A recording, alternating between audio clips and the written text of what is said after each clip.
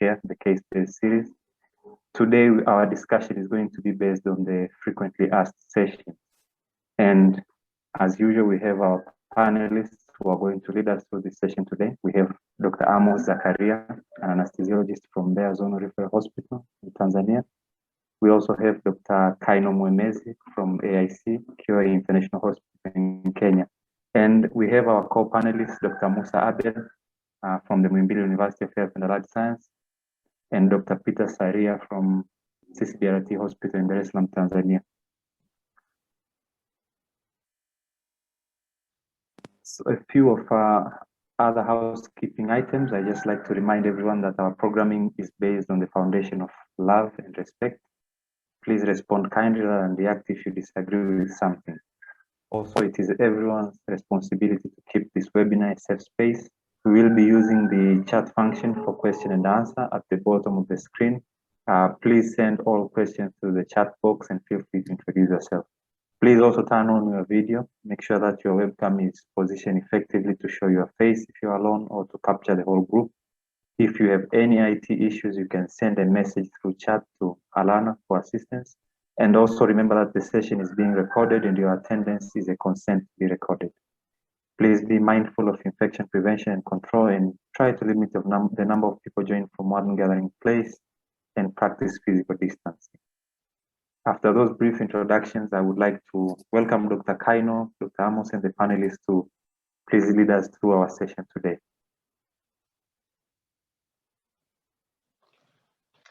Thank you very much for the warm welcome.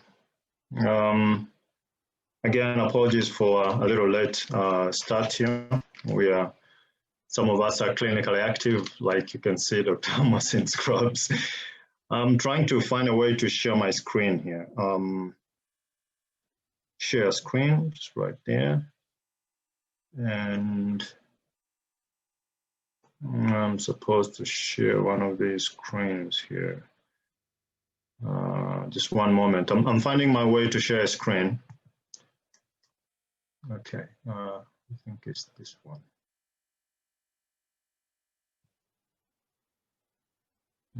That one. Okay. All right. Share screen. Yeah, this one. Share. Can everyone see this? Amos, can you see this?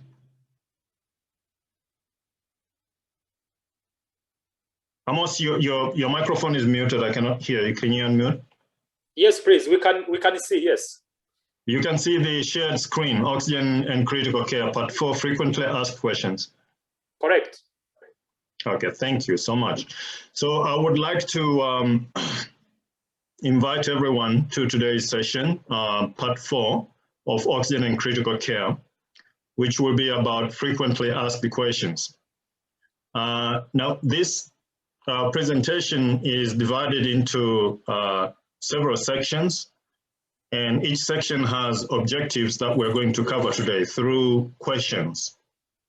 Now, these will be questions that will be asked to the participants, and then at the end of each question, we are going to answer together, we panelists, and give a consensus to all the answers that are going to be provided by participants.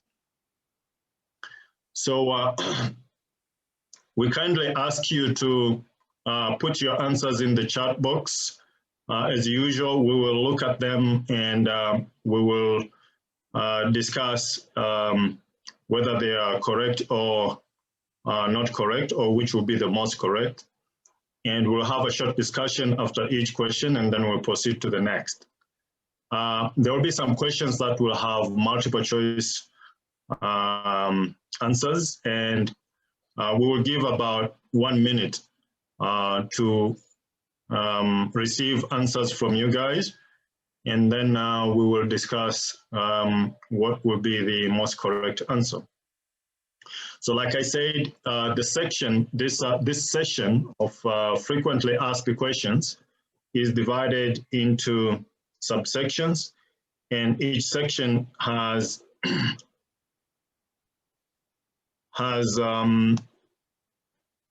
objectives. So I would like to scroll down so that I can show you these objectives.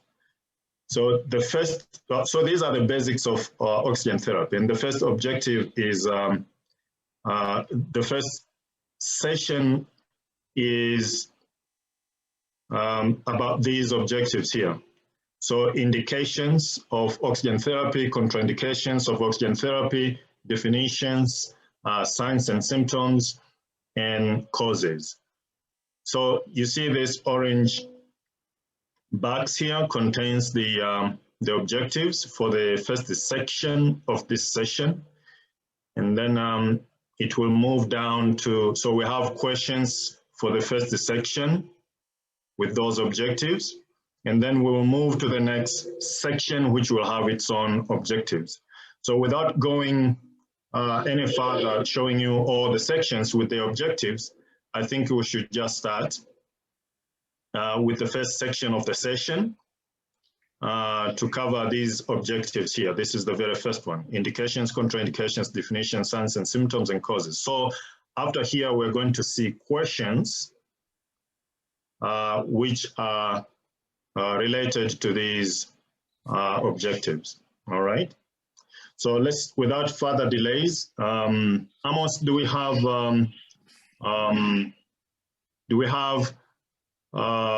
are you ready, like to get the answers from the participants, the answers they'll be giving? Yeah, so I think let's read the question and give participant like 30 seconds for them to tell the answer. And then I think the poll questions will be shared by Alana. Yes. Great. So I'm just gonna show the first question here. Oh, so it's already shared. It's already shared, yes, but I think I clicked on something I was not supposed to.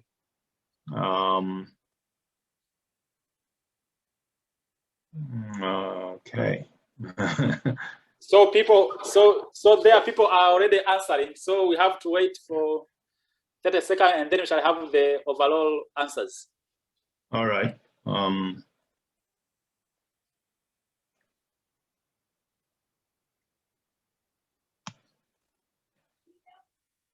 I just want to go out of this page and just try to get something else. I don't know how to do that.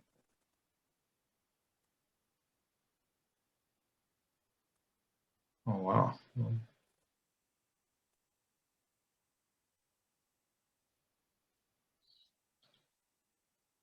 So I think 1 minute is over. And yeah, we can see the answers. I think 36% have said indication of oxygen therapy is hypoxia, 18% hypoxemia, and again 36% have said both hypoxemia and hypoxia are indications for oxygen therapy, and one have said none of the above. Perhaps maybe Saria, you might have the clarification based on these participants' responses. Saria.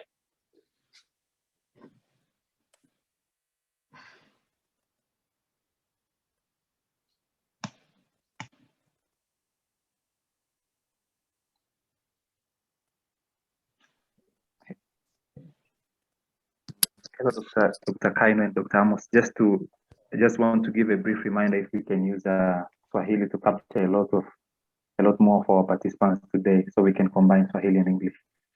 Yeah, and also Dr. Kaino, you can just return to the previous tab, which is written part 4, because I think when you click to the first question, it redirected you to this article. Yeah, but there's a black bar preventing me from I can't see the navigation. Just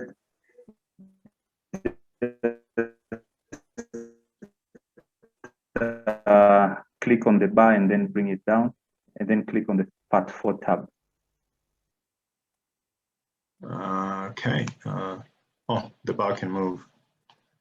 Yeah, let me keep it down there because.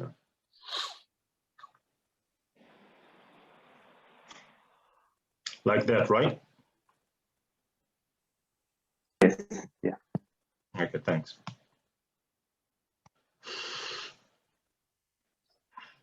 Is Dr. Saria around? Saria, yeah, please proceed, Saria. Okay. Asante sana. Kama Kevin alivyosema, we have to use both English and Swahili. Kwa hiyo ni vizuri tukajikita katika Kiswahili kwa sababu nafikiri majority of us tunaelewa Kiswahili. Tukikumbuka sessions zilizopita discuss tukaona utofauti wa hypoxemia. Tuliona definition ya hizo term zote almost zote nne ambazo zimewekwa hapo: hypoxemia, hypoxia, hypercarbia na nyingine zote, lakini swali lilikuwa linauliza what are the indication for oxygen therapy. Kwa hiyo majibu ambayo tunayo mawili ni either hypoxemia au hypoxia. So hapo sasa tuanze kujadili labda kupitia kwanza participants, kwa sababu tunataka tuone kama are they real remember what we discussed in the previous sessions. Labda kama kuna participant mmoja kwanza ambaye anaweza aka-join through the audio akatuambia between hypoxia and hypoxemia and hypercarbia au at a stage black, what will be the indication. Are they still remember what we discussed in the previous sessions? Amos, kama utaruhusu at least for 1 or 30 seconds, only one participant from the peripheral hospitals at a stage black, are they real recalling or remember what we've discussed in the previous? Thank you. Then before we give up the conclusion. Sawa, asante. Kwa hivyo participant, feel free to unmute yourself. Ujaribu kueleza kwa nini umesema jibu lako ni hypoxia au hypoxemia ndio jibu sahihi, au A and B au none of the above. Kuwa free kwa unmute, then tutakaribisha kwa dakika moja. Yeah, hello. Karibu. Mimi sikuweza kuhudhuria sessions, lakini nafikiria hypoxemia ndio nimechagua kwa sababu vipimo vyetu tunavyopima sana tuna detect reduction of oxygen in blood rather than tissues. Kwa hiyo the reason for me to opt hypoxemia than the rest, that was the reason for myself. Asante. Nadhani ni Dr. Sabato, sio? Yeah. Asante sana. Yeah. Dr. Saria, endelea. Okay, asante.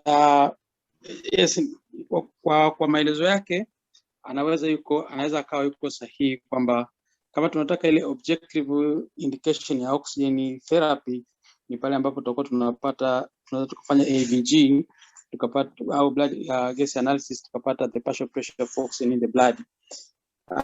Lakini tukumbuke pia katika vituo vingi ambavyo tunavifanyia kazi hatuna hiyo luxurious ya kuweza kufanya AVG.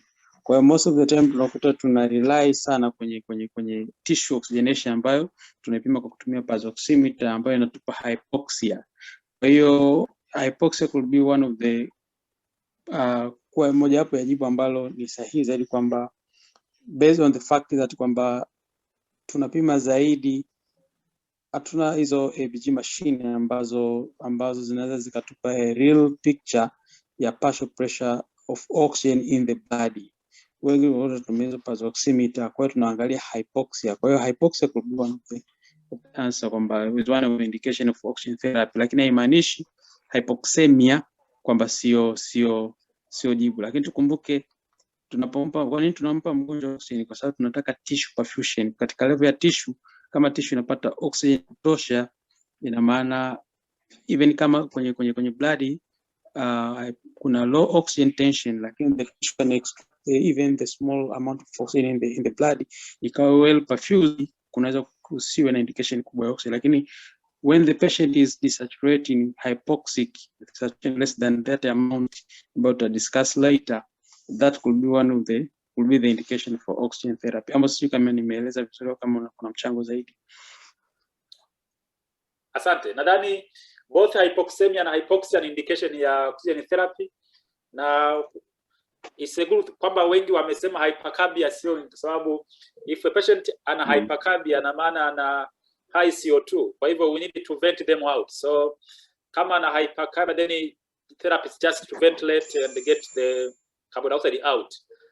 So the answer, yes, A and B are correct. Back to you, Dr. Kaino. Ya, nadhani tunaweza tukaendelea mbele na swali linalofuatia. Nadhani hapo pameelezewa vya kutosha.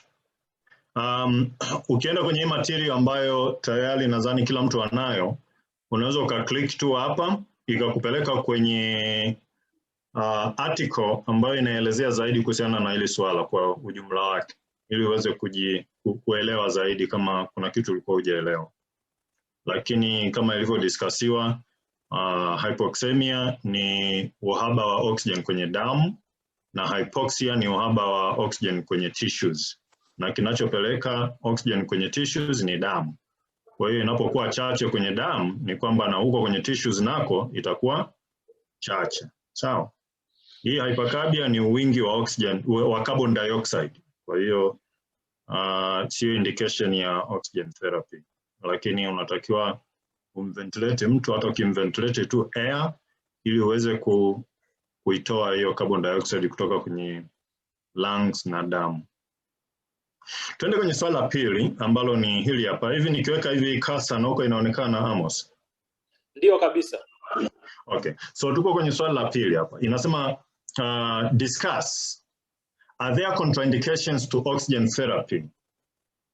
Number 2, are there complications related to oxygen therapy? Kwa naomba tuandike majibu yetu haraka haraka kwenye hiyo chat box, ili kama kuna mtu anaweza ka display hiyo chat box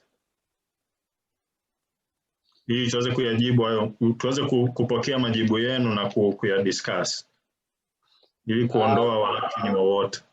Yeah, nadhani kwenye chat tulikuwa tunasoma kidogo kidogo. Wakati wana type tutakuwa tunasoma. Sawa. Naomba tuendelee kujibu hili swali huku na sisi tukiendelea kusoma majibu yenu na baadaye tuyaangalie tuyachanganue. Nadhani Amos una keep time au niweze keep time mwenyewe? Yeah, I think I'm keeping time, yes. Okay, fine.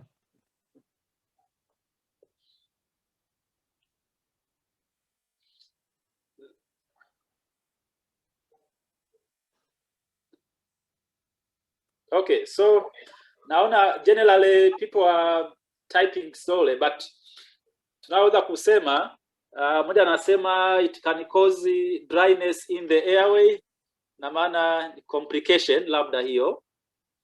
Asante Amani. Yeah. Okay, oxygen therapy is contraindicated to patient with the oxygen toxicity. Dr. Kaino, these are some of the responses of our participants. Yeah. Kutoka kwenye chat box. Then maybe we can proceed to clarify more on this. Mwingine anasema complications can cause alkalosis, retinopathy, pneumothorax. Yeah, huyu ni Dr. Sabato.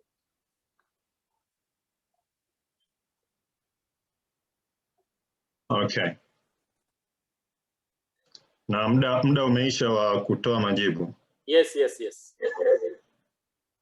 Okay, sawa. Kwa hiyo hapa tunataka kuongelea kama kuna contraindication yoyote kwa oxygen therapy na kama kuna complications aina yoyote ambazo zinaweza kutokana na oxygen therapy. Contraindications huwa ni chache kulingana na kama ukilinganisha na indications. Contraindications huwa ni chache. Na contraindication, unavyosema contraindication ni kwamba hicho kitu hakitamsaidia huyo mgonjwa au kitamletea madhara ya aina fulani. Sasa kwenye oxygen therapy, kitu ambacho kinakuwa contraindicated mara nyingi huwa ni kwenye dosage. Okay? Dosaging ambayo tunaihusianisha na aina ya magonjwa watu walionayo. Okay? Kwa hiyo mara nyingine tunapenda kutoa oxygen, lakini sio oxygen kwa wingi kiasi fulani. Kwa mfano, mtu anayekuja na COPD, tusingependa saturation yake iende chini sana, lakini pia tusingependa iende juu sana. Kwa hiyo kuna utoaji wa oxygen ambao unatufanya sisi tuwe kwenye hiyo saturation ambayo tunaitaka, ambayo ni goal saturation. saturation ambayo tunahitaji kwa wakati huo, ambayo inaweza ikawa ni 88 mpaka 92, which is okay. Kwa ili uweze kupata saturation ya 88 mpaka 92, unakuta kuna kiasi kidogo cha oxygen ambacho unatakiwa umpatie huyu mtu. Ukizidisha sana, saturation yake ikapanda sana, ni kwamba unampatia oxygen nyingi kuliko yeye anavyohitaji kwa wakati huo, na inaweza ikasababisha ugonjwa wake ukawa akazidiwa kwa jinsi fulani, kwamba usiweze kurekebisha hicho ambacho unajaribu kukirekebisha. Kwa mfano watu wenye COPD wanakuja na saturation ndogo, lakini pia wanakuja na carbon dioxide nyingi. Sasa ukitoa oxygen nyingi sana, wanapata kama vasoconstriction ambayo kwenye alveoli, ambayo inasababisha carbon dioxide nyingi isitoke. Okay? Kwa hiyo unakuwa ni kama unajizuia mwenyewe kuondoa ile carbon dioxide kutoka kwa mgonjwa. Unaona? Kwa hapo kunakuwa na contraindication kwenye kiasi gani cha kumpatia huyu mgonjwa. Lakini pia naona haya maswali hapa yameungana kidogo. Kuna contraindication alafu na complication. Ukimpatia mgonjwa wa aina yoyote ile oxygen nyingi sana kwa muda mrefu sana, ninavyosema oxygen nyingi sana inamaanisha FiO2. Kwa mfano, ukampatia FiO2 zaidi ya 0.6, kwamba hewa inayoenda kwa mgonjwa iwe ni zaidi ya 60% oxygen kwa zaidi ya masaa 24, huyu mtu atapata oxygen toxicity, ambayo hiyo tu inaweza kumuua kutegemeana na condition aliyokuja nayo. Unaona? Kwa hiyo kuna contraindication ya jinsi gani ya kuitoa hiyo oxygen. Hapo kwenye contraindications tu ningeomba labda Amos na Saria waweze kuchangia kidogo pia, kama kuna kitu sijakielezea. Asante sana. Kwa hivyo labda nianzie pale ambapo ameishia Dr. Kaino. Generally tunasema kuna 4Ds unapokuwa unampa oxygen. Cha kwanza, oxygen is a drug. Kwa kama ni drug, namba 2 lazima uwe na dosage. Oxygen is not just given bila kuwa na dose. Lazima uwe na dose. Alafu namba 3 lazima kuwe na duration. Huwezi ukampa wakati wote ule milele zote. So there is a duration when you are giving oxygen. Lakini namba 4 de-escalation. Unapokuwa unampa oxygen lazima you will win that patient out from oxygen. Kwa hiyo ni muhimu sana unapokuwa unampa mgonjwa kuzingatia kwamba oxygen nayo ni dawa. Sasa swali linauliza umeuliza complication au contraindication Dr. Kaino? Contraindications za oxygen therapy. Yes, contraindication. Generally mimi na wewe tunapata only 21% ya oxygen. Kwa hiyo as far as you need oxygen there is no contraindication as far as you need oxygen. Lakini I think the big issue like Kaino amesema is how much you are giving. It's about a dose. Hakuna maana yoyote ile mtu kumpa 100% oxygen au 90% oxygen kwa muda wa siku 3, wakati this patient can make it better even with the 40% fraction of inspired oxygen. Kwa hivyo mimi nasema as far as the patient is in need of oxygen, yani ile supplement of oxygen, just give oxygen. But remember, oxygen is a drug, so you have to give as a dose na duration. At the end lazima vile vile uitepe ujaribu kuipunguza, kwa sababu mimi na wewe kama tuna everything kiko fine, we don't need that prolonged supplement oxygen. Asante.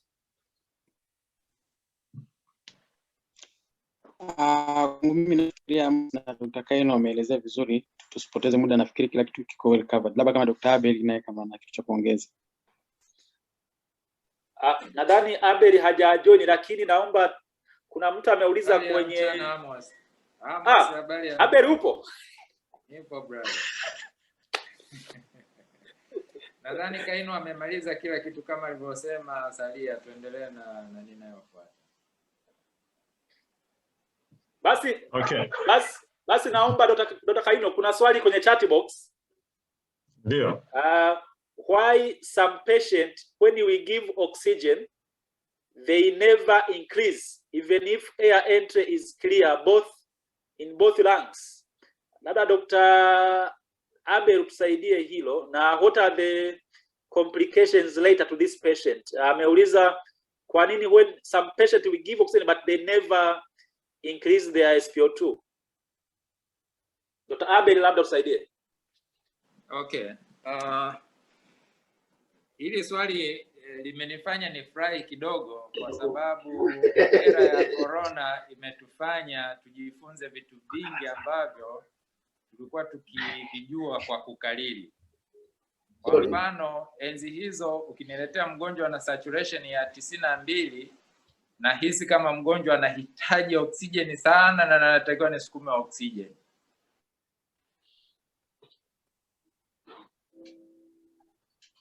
Hela imegonga 90, unaanza kurelax kwa mambo yote yameanza kuwa vizuri sasa. Unapokuwa unampa mgonjwa oksijeni kama Dr. Amos alivyosema, oksijeni ni moja ya dawa ambayo unaiprescribe. Na unapo prescribe ni lazima uwe na lile lengo unalotaka kuliachieve. Sasa mfano umetoa oksijeni yako unatoa kwa nasal flow. And then baada ya dakika 5-10 unaona hakuna kinachobadilika kwa mgonjwa wako. Wakati unaanzisha oksijeni lazima kuna vitu ambavyo vilikusukuma umpatie oksijeni yule mgonjwa. Kwa mfano, tumezungumzia issue za hypoxia, hypoxemia. Hypoxemia means utaipata kutoka kwenye ile pulse oximeter ambayo umeitumia kukuonyesha kuwa mgonjwa na kiwango cha hewa safi kwenye damu ambacho kiko chini. Kwa hiyo unaamua kumwanzishia oksijeni. Wakati unaanzisha oksijeni, nadhani kule mbele tutazungumzia moja ya dalili zingine ambazo zinaweza zikawa zinaambatana kudhihirisha kuwa kweli mgonjwa na uhitaji wa oksijeni. Kwa mfano, kupumua kwa haraka haraka kunako msukuma au kunako mlazimisha kuvuta hewa kwa mara ili kuweza kufidia ule upungufu ambao umeonekana mwilini, au anaweza akawa anatumia misuli mingine ya ziada kuweza kuhema, au unaweza ukakuta ni mtu kama aliyechanganyikiwa, yani unajua ile kutafuta upepo, yani you see kabisa the sign kuwa this patient is restless. Kwa hiyo unapoanza kutoa oksijeni unatarajia baada ya muda hivi vitu vitaanza kupungua. Sasa umetoa oksijeni yako na nasal flow, labda saturation ilikuwa 85. After 5 minutes saturation inasema 88. Mgonjwa alikuwa na respiratory rate ya 40, sasa hivi una respiratory rate ya 30. Mgonjwa alikuwa anatafuta neno moja halimalizi bila kuhema hapo katikati, sasa hivi ana uwezo wa kukuambia alikotoka, ametoka wapi. This is one of the achievement. Usiangalie tu zile namba kule kwamba mpaka zikugotee 100 ndio ujue kuwa you are giving the therapy that you want to achieve. Look at the goals that you want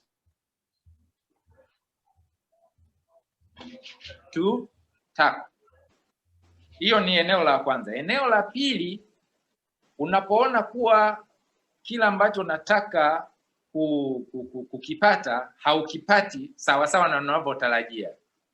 Nilishawahi kuzungumza juu ya ile mnemonic ya ABCDE. Anzia na hiyo. Amesema vizuri kabisa kwamba yuko assured airway ya mgonjwa iko, akaenda kwenye B, breathing iko clear, akaenda kwenye C, circulation iko clear, then unaenda kwenye D. Sasa D hapa I can add up the devices that you are using. How is the position?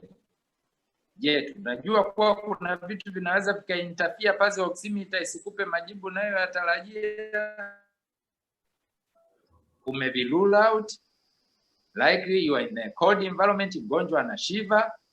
Likely mgonjwa amepaka rangi kwenye kucha. Likely the position was not properly positioned, na kadhalika. nafundisha matumizi ya pulse oximeter waga na incorporate moja, ile inayokusomea namba; mbili, ile michoro unayoiona kwenye pulse oximeter.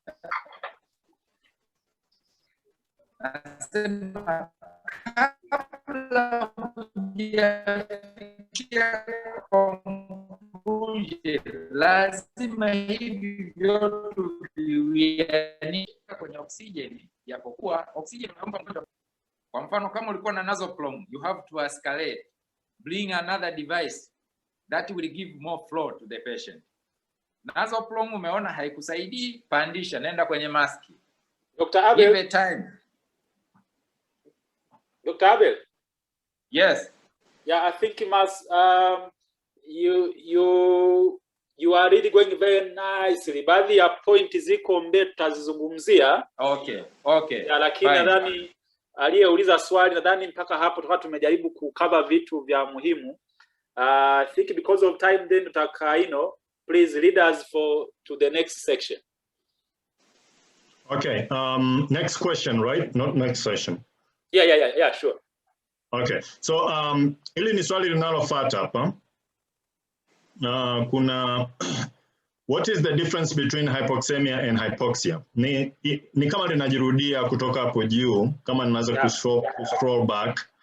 Hapa kulikuwa na hypoxemia na hypoxia, tumeijadili sana. Kwa hapa limekuja kujirudia tena. What is the difference between hypoxemia and hypoxia? Tunaomba mjibu tu haraka ili tuweze kujadili majibu yenu na kuelezana zaidi. Kama una swali pia uliza hapo unapojibu. Ukiwa kama una swali uliza, kama hujaelewa uliza.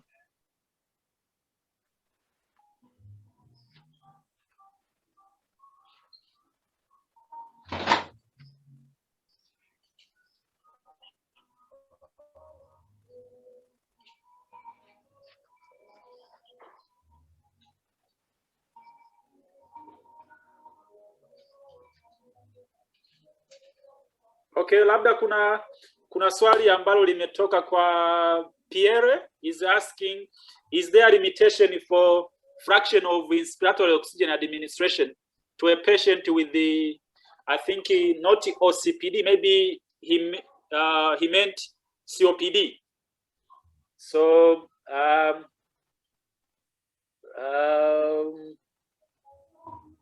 and there is also answer from Sabato.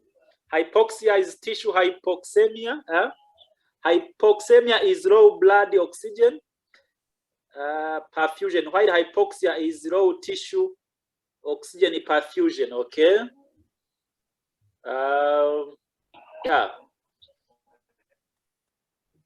Nadhani tulieleza hili from the last session kwamba Dr. Kaino alisema whenever you see xemia, it means blood. Kwa hiyo hypoxemia means you have low oxygen in the blood circulation, and the hypoxia is at the level tissue. So you need to have arterial blood gas analyzer kumwambia mtu kwamba partial pressure of oxygen in the blood is how much. That is hypoxemia. But kwenye hypoxia is the level of the tissue. Kumbuka pulse oximeter, it's called the pulse oximeter, and there is a word pulse. Kwa hiyo kwenye tissue, if there is no pulse oximeter won't detect amount of oxygen killed by the hemoglobin. Kwa hiyo yes, hypoxia is at the tissue level, while hypoxemia ni kwenye blood circulation. Labda tumjibu Pierre hilo swali la how much FiO2 is enough for patient with COPD. Labda Dr. Kaino maybe. Sawa, naomba tu ni reiterate kidogo hiyo hiyo kujibu tofauti kati ya hypoxemia na hypoxia. Ni kwamba hypoxemia kama alivyosema ni upungufu wa oxygen kwenye damu, na tunataka kwa kawaida, kwa mtu wa kawaida, ninavyosema kwa mtu wa kawaida namaanisha asiyekuwa na magonjwa chronic diseases, sawa? Na yule ambaye hana acute diseases ambazo zinahusiana na ischemia. Sawa? Kwa mgonjwa wa kawaida tunataka saturation yake iwe above 90. Sawa? Muda wote. Tunaogopa sana inavyoelekea kwenye 90. Mara nyingi tunaona kwamba normal saturation ni 95 to 100. Sawa? Kwa hiyo pale tunavyoanza kuona saturation inashuka below 94, tunasema huyu mgonjwa yupo hypoxic. Huyu ni mgonjwa wa kawaida ambaye sio mjamzito, ambaye hana COPD, hana stroke, hana myocardial infarction. Sawa? Ni mgonjwa wa kawaida ambaye hana matatizo mengine yoyote zaidi ya huo ugonjwa ulionao ambao unamsababishia labda pneumonia au ni unayomsababishia hypoxia. Kwa hiyo nasema mgonjwa ana hypoxia. Ni saturation ikiwa inashuka. Hiki ni kiasi cha oxygen ambacho kipo kwenye hemoglobins ndani ya damu. Sawa? Lakini hiyo damu inavyoenda kwenye tissues ili kuweza ku-offload hiyo oxygen, inaweza ikakutana na matatizo mbalimbali ambayo hayo matatizo yakaifanya damu ishindwe ku-offload hiyo oxygen kuingia kwenye tissues. Na hiyo itapelekea kwamba tissues ziwe na upungufu wa oxygen. Sawa? Kwa hiyo itakuwa ni hypoxia.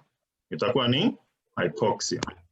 Kwa hivyo ni vitu viwili ambavyo tunatakiwa tuvielewe. Hypoxemia, upungufu wa oxygen kwenye damu, na hypoxia, upungufu wa oxygen kwenye tissues.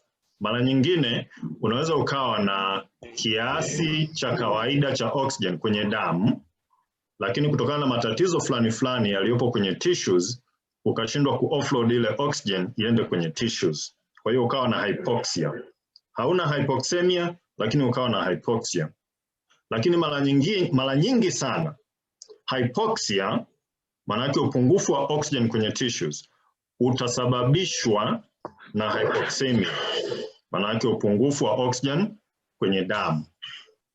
Na kuna sababu nyingi sana zinazoweza kusababisha upungufu wa oxygen kwenye damu, ambazo hizo kama hamzijui naomba muendelee kuuliza hapo chini. Kuhusiana na swali aliloliuliza Pierre. Pierre umeuliza swali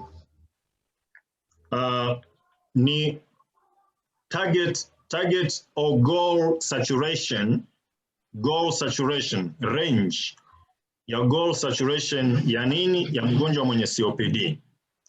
Mgonjwa mwenye COPD huwa hatutaki adisaturate sana, lakini huwa pia hatutaki kumpa oxygen nyingi sana kiasi kwamba akasaturate vizuri sana,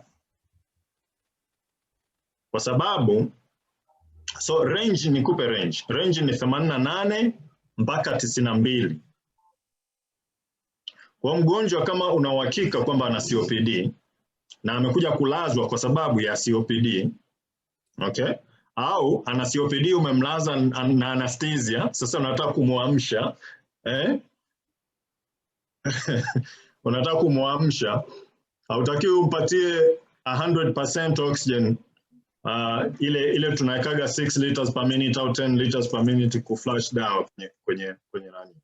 Unatakiwa umpatie oxygen ambayo yeye itamwezesha kuwa na saturation ya kuanzia 88 mpaka 92. Usi-aim kuwa na saturations za 99-100 kwa mgonjwa mwenye COPD. 88 una relax, unapumzika, unaona kabisa hapa umejitahidi, imekuwa vizuri.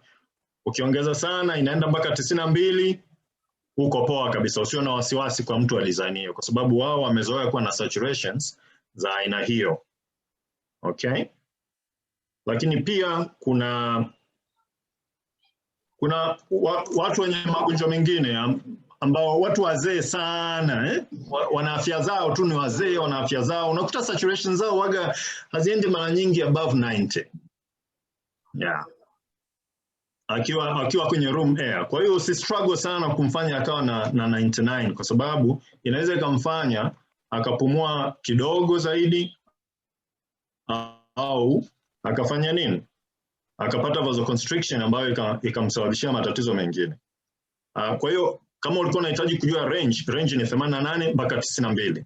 Lakini ukae ukijua kwamba kuna wazee wenye sleeping disorders, Kuna wagonjwa wenye coronary diseases. Kuna wagonjwa wamepata acute myocardial infarction, stroke na nini. Kuna wagonjwa wametoka kwa resuscitate kutoka kwenye cardiac arrest, ndo moyo wao umerudi, umeweza kuachieve circulation. Hawa wote wana range tofauti tofauti za saturation ambazo tuna aim, ambazo tunazitaka. Kwa hiyo kwa nini sasa, hapo nadhani swali lako lingine litakuwa ni kwa nini. Hiyo nadhani tunaweza tukaelezana pembezoni kidogo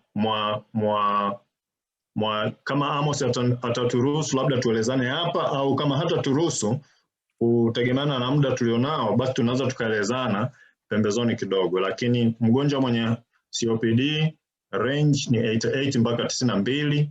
Usihangaike sana kumpandisha hiyo saturation zaidi ya hapo. Asante Kaino. I think ni nani kabisa, normally hawa watu wanakuwa wanatolerate a little bit of hypoxia na hypercarbia kwa sababu ndio ina drive their respiratory effort sana, na just increase your FiO2 mpaka utarget hapo Dr. Kaino aliposema anywhere above 88 to 92 kwao wanatolerate vizuri sana. Kwa hivyo otherwise we can be able to discuss in the coming topics. Tutakuwa tuna discuss baadhi ya respiratory failure conditions, tutaweza kulizungumza hilo swala. Tuendelee Dr. Kaino.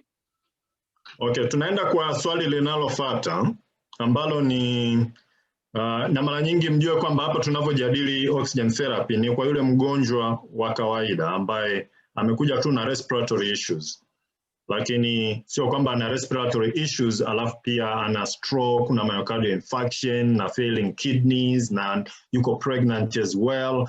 Kwa hiyo hao wagonjwa wa kwenye hizo profiles wana requirements tofauti kidogo za oxygenation ambazo tunaweza tukawa tunajifunza taratibu. Kwanza tujifunze huyu mgonjwa wa kawaida tu ambaye tunamuita general critically ill patient. General critically ill patient. Sio neuro wala sio cardiac wala sio nephrology. Sio wa kidneys, sio wa moyo wala sio wa brain. Tuangalie tu wa kawaida tu amekuja na pneumonia mbaya, tunamtreat vipi. Swali linalofuata hapa ni which of the following are not clinical signs or symptoms of hypoxemia? Which of the following are not clinical signs or symptoms of hypoxemia? Naomba tujibu hilo swali alafu tutalichanganua. Dakika moja tunapewa.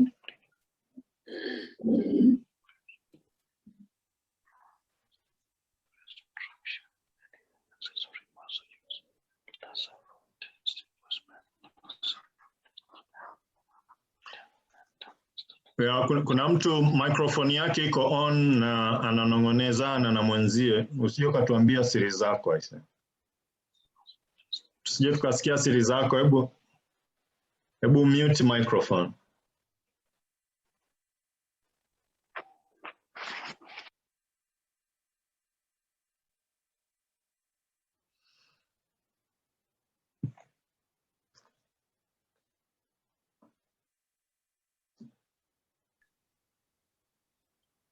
Wow, I think swali letu watu wanajibu vizuri. So about 92% wanasema loss of taste or smell is not sign or symptom of hypoxemia, and 8% only one ndo amesema tachypnic na dyspnea is not sign or symptom of hypoxemia. So I think we have great answers here. Na niseme kwamba nadhani almost asilimia kubwa tumelipata swali vizuri. Na okay, anasema si, very good. So Dr. Abel alikuwa ameanza kuzungumzia kuhusiana na signs and the symptoms of hypoxemia. Nadhani tunaelewa tachypnic na dyspnea ni sign na symptom, then external retraction and the use of accessory muscles, but we don't have loss of taste or smell. Kwenye hii muda wetu wa corona tumeona wagonjwa wengi wakiwa na loss of taste na smell. Tusije tukasema kwamba basi nao wako wana hypoxemia au wana hypoxia. But when the brain is not oxygenated, you get altered mental status, or sometimes you become unconscious or restless. Kwa hivyo also CNS manifestation inaweza kukupa kwamba huyu mtu anakosa oxygen. So I think it's nice to have this question, kwa sababu kuna vituo vingi vya hapa ambavyo hata pulse oximeter hatuna. Kwa hiyo ni vizuri examine mgonjwa wako, uangalie hizi signs na symptoms. Lakini niseme hizi signs na symptoms haziko specific kwa hypoxemia au hypoxia per se. Mgonjwa aliye na anaweza kawa tachypnic au dyspnic, sio kwa sababu ya hypoxia. Anaweza kawa na altered mental status, isiwe kwa sababu ya hypoxia au hypoxemia. Lakini I think it's really nice to do clinical judgment and to examine your patient, na as soon as possible unamwona mgonjwa wako ana hizi dalili, basi ni muda mwafaka wa kumwanzishia oxygen. I think because of time, Kaino, that's why kidogo nimeamua ni kidogo kuelezea hili jibu. Otherwise, kama kuna nyongeza nyingine kwa panelists, we can add some points.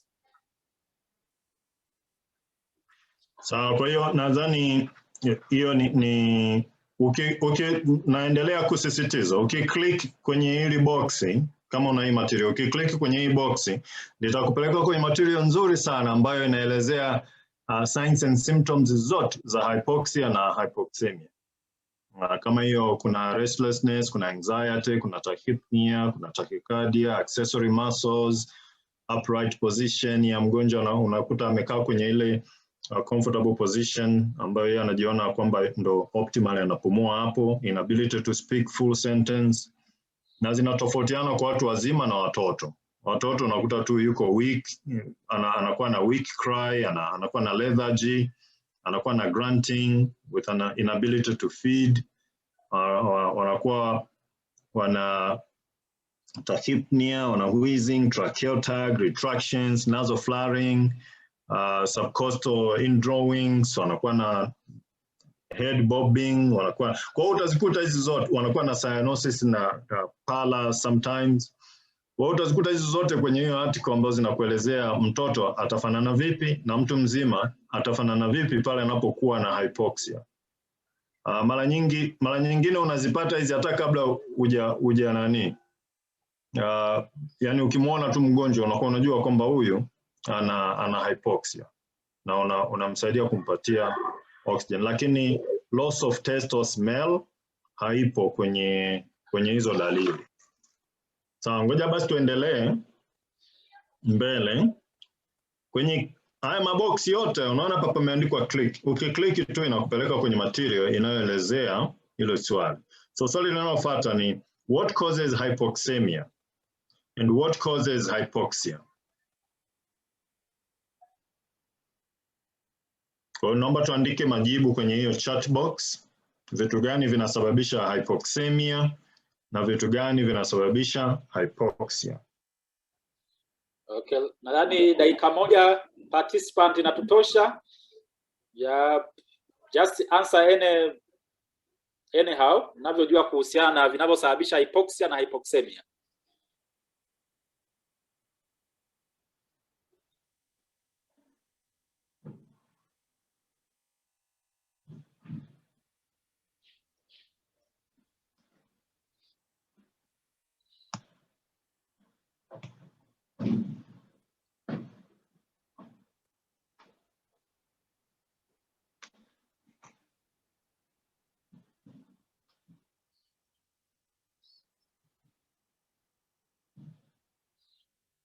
Yeah, we have a very interesting answer hapa. Tuna mtu mmoja amesema hypoxemia can lead to hypoxia.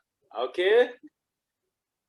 Mwingine kasema hypoxemia caused by patient with lung disease, okay. Airway obstruction or labda foreign body. Lung disease can cause hypoxemia. Asante Peter. Maureen anasema hypoxemia inaweza kusababisha na respiratory tract infection like pneumonia, COPD, emphysema. Kutoka Nata Health Center, cause of hypoxemia is respiratory disease. Cause of hypoxia is anemia. Wow. Yeah, I think Kaino, those are some of the answers from participants. Okay, mimi naomba ni click tu hapa itupeleke kwenye kuna jedwali fulani nilikuwa nafikiri ni nzuri sana, ngoja litakuja tu sasa hivi. Ili hapa. Ili hapa linatuonyesha ni nini kinaweza kusababisha hypoxemia. Ni nini inaweza kusababisha hypoxemia? Kwa hiyo hii mnaiona hapa nani Amos? Yes, inaonekana vizuri sana. Ya, kwa hiyo hii chart inaonyesha kwamba hypoxemia inaweza kusababishwa na matatizo yaliyopo kwenye alveoli. Yaani kwenye alveoli zinakuwa hizo alveoli haziwi ventilated vizuri. Kwa kunaweza kuwepo na hypoventilation kwenye alveoli ambayo yenyewe itarudi kwenye hypoxemia. Okay? Na kwa nini kuna kuwepo inakuwa inashindikana kuventilate alveoli vizuri? Sababu zake zinaweza zikawa ni CNS depression. Kwa mfano mgonjwa ambaye ametoka kwenye anesthesia, wanakuwa wana hypoventilate. Kwa sababu ya yale madawa, bado kuna opioids, bado kuna zile hypnotic agents, bado zinawafanya wasipumue vizuri. Mara nyingine hata huwa inabidi kureverse hizo opioids kwa kutumia naloxone. Au anaweza kuwa na matatizo ya muscles, magonjwa ya muscles kama Guillain-Barré syndrome. Unawakuta kule medical, wamelazwa wanashindwa kupumua. Kwa hiyo inabidi kuwasaidia na ventilator. Wengine wanakuwa na matatizo ya nerves, kwa mfano mgonjwa ana C-spine injury, unaona, cervical spine injury. Amepata ajali, ana lesion kwenye cervical spinal cord ambayo inamsababisha phrenic nerve zisipeleke na hizi intercostals, zisipeleke signal nzuri kwamba unatakiwa kufanya nini? Ku breathe in au ku breathe out kwenye diaphragm. Okay? Kuna vitu kama myasthenia gravis, Guillain-Barré syndrome na vinginevyo. Au chest wall inaweza ikawa integrity yake imeharibika kwa ajali au nini. Mtu unakuta na frail chest, ampata ajali, mbavu za upande mmoja zimevunjika sehemu mbili. Kwa hiyo kuna kijieneo kinaelea tu, hakichangii kwenye kupumua. Kwa hiyo mtu anakuwa ana hypoventilate. Sasa hii hypoventilation itamsababishia hypoxemia. Lakini pia hapa kwenye alveoli, mtu anaweza akawa hayuko kwenye hypoventilation, anapumua adequate tidal volume, lakini kuna very low FiO2 kwenye ile hewa anayoipumua, kwamba kuna upungufu mkubwa sana wa oxygen kwenye ile hewa anayoipumua. Kwa mfano wale wanaopanda milima wale, unakwenda huko juu, tension ya oxygen iko chini sana, unaanza kudesaturate. Okay? Sababu nyingine mbali na hii ya alveolar oxygen ambayo inasababisha hypoxemia ni hii ya diffusion. Kwamba ventilation iko poa na kiasi cha oxygen kiko poa, lakini kuna matatizo kwenye ile respiratory membrane. Gesi hazidifuse vizuri pale kwenda kwenye damu. Unaona? Na hiyo inaweza ikasababishwa labda na pulmonary fibrosis. Nadhani mnawafahamu wale wagonjwa interstitial lung disease, wale wagonjwa wanakuja na professional lung diseases kama pneumoconiosis, wale wanakuwa na asbestosis, silicosis, etc. Wale ile respiratory membrane architecture ya ile respiratory membrane ishaharibika, kwa hiyo kuna makovu mengi sana mle. Kwa hiyo hapapitishi hewa vizuri kama ambavyo ilikuwa inatakiwa kupitishwa. Kwa hiyo unakuta mtu anakuwa hypoxic, anapata hypoxemia. Okay? Au apart na diffusion ambayo ni kwenye respiratory membranes, mtu anaweza akawa na tatizo na oxygen binding, kwamba ana ventilate vizuri, ana oxygen nzuri kwenye hewa anayoivuta, diffusion pale iko poa kabisa, hakuna matatizo, lakini tatizo linakuwa sehemu nyingine kwenye damu. Sasa unakuta kwenye damu hemoglobin zake hazitaki kuichukua oxygen, kwa sababu either zime bond na carbon monoxide. Kwa mfano, zikibond na carbon monoxide zinakuwa hazitaki kubond na oxygen, hizo hemoglobin.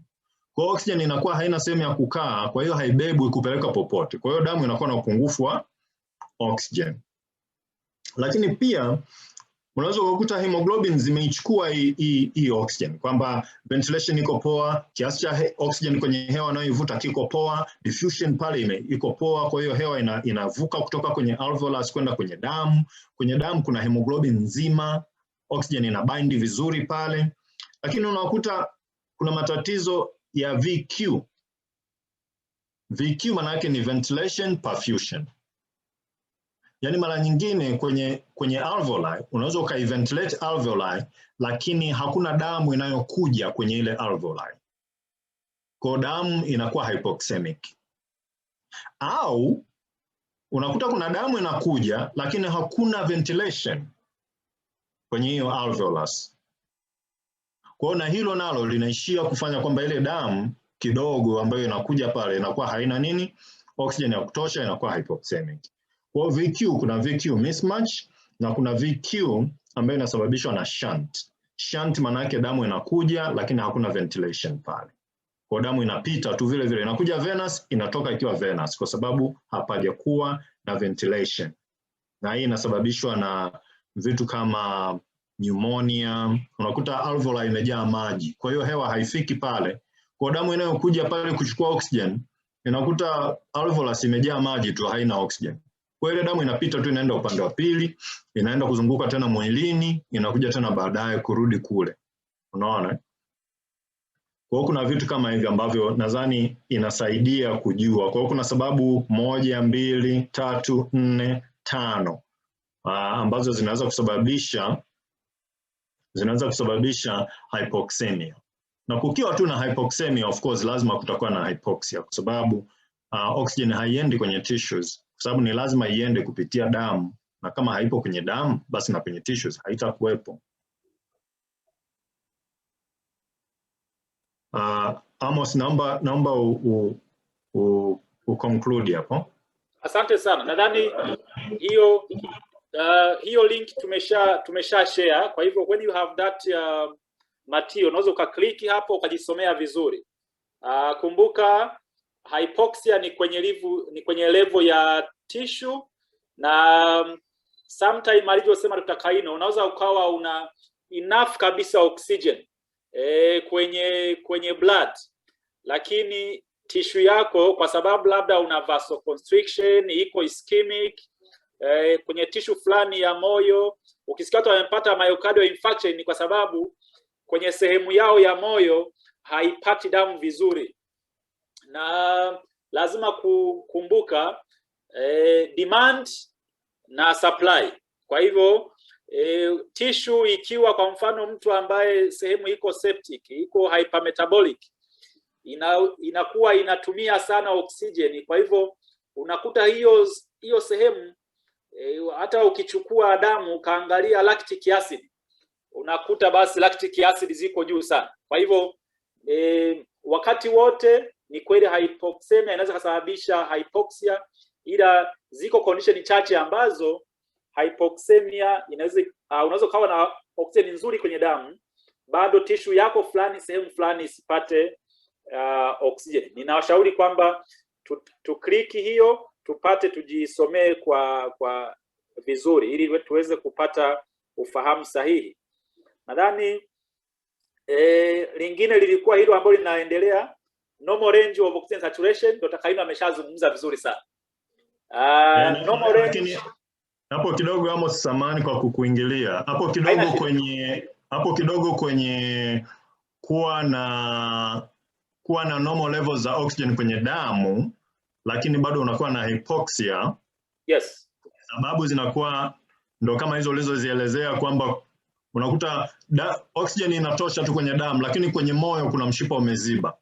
Kwa lile eneo kufa kwa sababu ya ischemic hypoxia, au kwenye figo au kwenye brain. Lakini pia hapo ni vizuri tukakumbuka pia ile oxygen hemoglobin dissociation curve, kwamba kuna factors fulani kule kwenye tissues zinaweza zikasababisha oxygen isiwe offloaded, isiachiliwe na hemoglobin. Yani hemoglobin ikaenda kabisa na oxygen mpaka kule kwenye tissue, lakini conditions za kwenye ile sehemu ya mwili kwa wakati huo kutokana na ugonjwa uliopo pale ikasababisha ile oxygen isiachiwe na hemoglobin. Hemoglobin ikarudi nayo ile, ikazunguka nayo kurudi nayo. Kwa hicho pia ni cha muhimu tujikumbushe, oxygen hemoglobin dissociation curve. So Amos alikuwa ameshakwenda kwenye swali linalofuata hapa. Ambao, what are the normal ranges of oxygen saturation? Labda participant tutumie sekunde 20 kutype kwenye chat box. Wewe unafikiri normal range of oxygen saturation ni ngapi? Kwa unavyofahamu, tu chat kidogo tuende wote.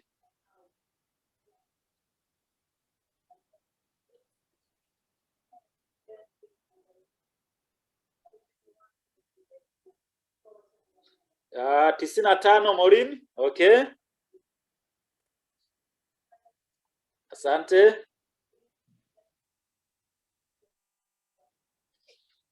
Okay, Nata Health Center 94. 95 to 100. ITEL. Okay, I think your name is not ITEL, ni nani tu. Normal range above 95. Jackson 95. Asante sana. Nadhani tuwekane vizuri. Normal range of oxygen saturation, nadhani tuseme kwamba ina depend na aina gani ya mgonjwa. Wote tusiwaweke kwenye kapu moja tukapata matatizo. Dr. Kaino na Dr. Abe alikuwa amesema, kwa mfano mgonjwa ambaye ana COPD ukisema umpeleke kwenye normal range yake 98 utakuwa mnamuonea. Au mama mjamzito ukisema 91 92 kwake ni nzuri utakuwa unamuonea, au mtoto kwa mfano. Kwa hivyo nadhani kwa health individual, kwangu na wewe, we need somewhere above 92. Then for those who have high demand like pregnant women, pediatrics, hawa watoto ambao demand yao oxygen ni kubwa, we have to target at least above 94. Kama tulivyosema, wagonjwa special cases kama COPDs, then you have to target somewhere, even if they have 88, 89, bado kwao ni normal oxygen saturation. Kwa hivyo hili swali lilitaka kutukumbusha ya kwamba people will have normal range depending on their demand na their physiological situation. Kwa hivyo ni muhimu sana kutoweka watu wote kwenye kapu moja na kusema hii ndio target yangu.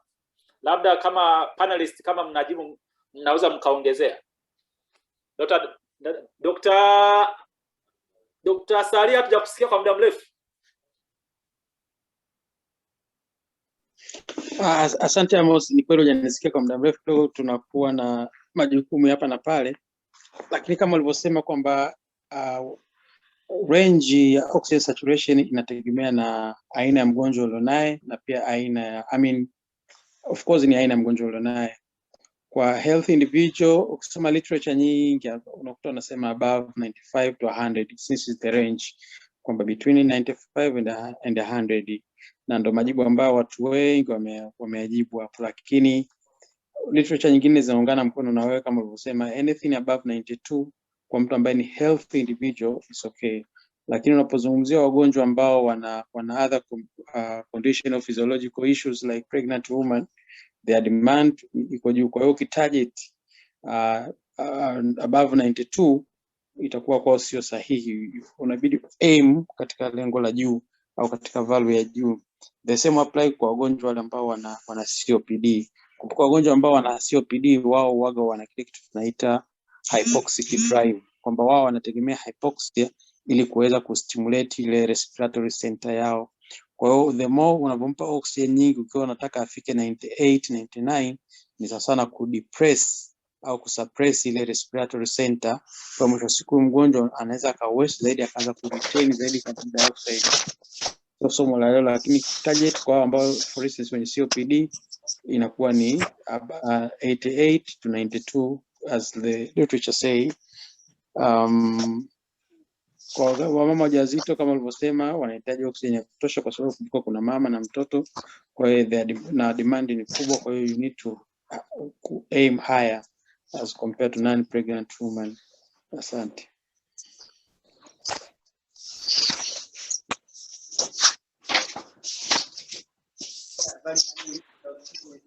Dr. Amos?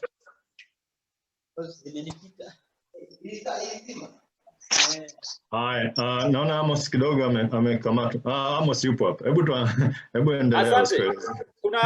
Kuna participant alikuwa amenyosha mkono, kwa hiyo go ahead if you have any question. Umenyosha mkono, naomba tukusikie. Samani, naitwa Jasper. Ndio. Natoka Mgano hospitali. Nilikuwa na swali kidogo kutokana na session ya leo. Of course ilikuwa nzuri. Asante. Lakini kuna kitu kimoja nitaka niulize, kwa sababu imeonekana normal range ya oxygen ina depend na condition au ugonjwa fulani. Lakini nitaka kujua toxicity ambayo naweza nikainote kwa mtu ambaye labda amepewa oxygen au hiyo therapy, au kutokana na therapy ambayo anakuwa ameipata, toxicity ipi naweza nikainote au complications zipi zinaweza zikatokea kwake. Asante. Asante sana. Ni swali zuri na tutajibu kabisa. Dr. Abel, kama upo around please, naomba utusaidie kwa dakika 2. Kidogo muda unatuishia, lakini tutakimbia. Dr. Abel?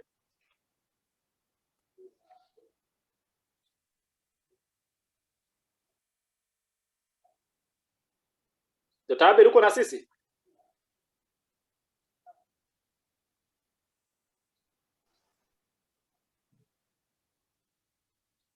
Okay. Sawa, nadhani Dr. Abel hayuko na sisi. Kwa hiyo kama tulivyosema tangu mwanzoni,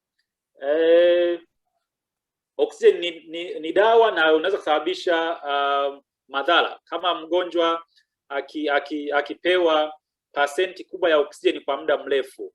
Na tunasema hivyo ni kwa sababu kuna free radicals ambazo zinatokea unapokuwa umempa mgonjwa high percent ya oxygen kwa muda mrefu, na hizo ni toxic kwa mapafu, na hizo free radicals au radicals ambazo tunasoma kwenye vitabu zitachana mapafu yatakuwa na shida. Sasa swali kubwa limekuwa ni kwa muda gani na kiwango gani cha oxygen kitasababisha madhara.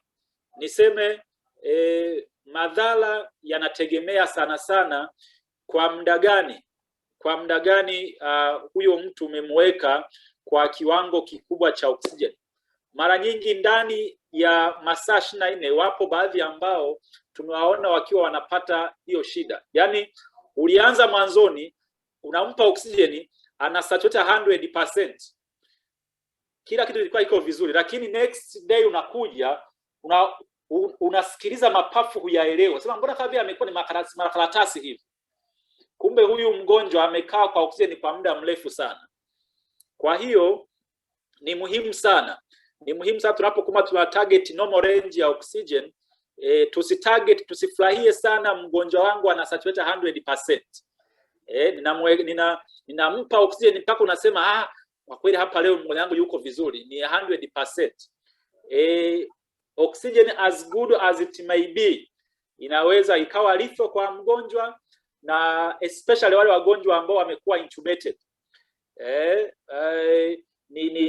Ni shida sana kama ukiwapa percent kubwa ya oxygen kwa muda mrefu. Kwa hivyo ni muhimu sana kuwa una titrate with the response. Naposema response na maana unakuwa una target. Ninapomweka mimi mgonjwa wangu mwenye oxygen, ninakuwa nimeandika kabisa kwamba target yangu nitapenda awe kati ya saturation hii na kufikia hapa.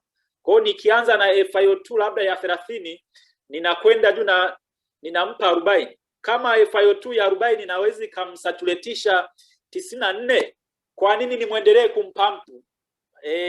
Nimpe FiO2 ya 80 au ya 90? Inakuwa kidogo sio vizuri. Kumbuka vile vile oksijeni ni bidhaa adimu kwenye nchi zetu ambazo zinaendelea. Kwa hivyo unapokuwa unaruhusu unampa maflow tu, una waste oksijeni vile ambavyo haitakiwi. Labda kwa wenzangu panelist, kama kuna jambo la kuongezea kwa participant wetu. Ya, nadhani kwa ujumla wake ni hivyo. Unapokuwa unatoa oxygen, kwanza niseme kila mtu, hata wale ambao hawana stroke, hawana myocardial infarction, hawana pregnancy, hawana COPD, wale general critically ill patients ambaye anakuja tu na hiyo isolated lung disease ambayo inamfanya desaturate. Hata hao, hata sisi wote, kila mmoja wetu huwa ana mahitaji yake tofauti ya oxygen. Kwa hiyo ukinicheki mimi kwa mfano saturation yangu nakuta haizidi 96.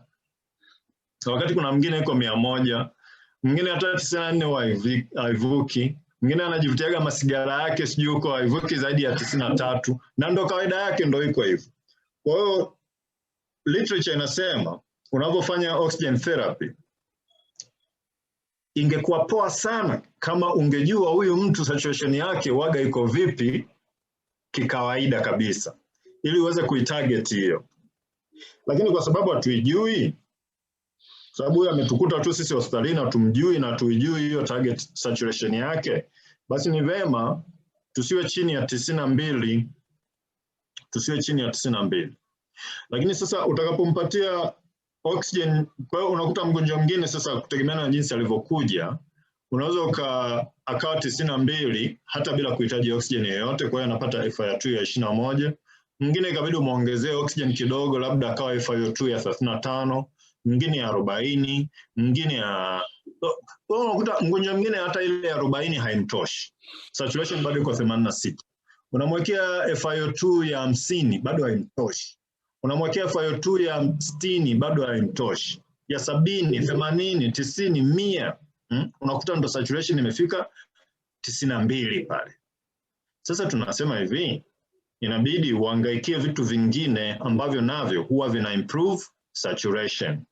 Kuna mambo ya PEEP, pressure ya kufungua mapafu kama yamecollapse, na vitu vingine, ili uweze kufanya nini? Ili uweze kushusha hiyo FiO2.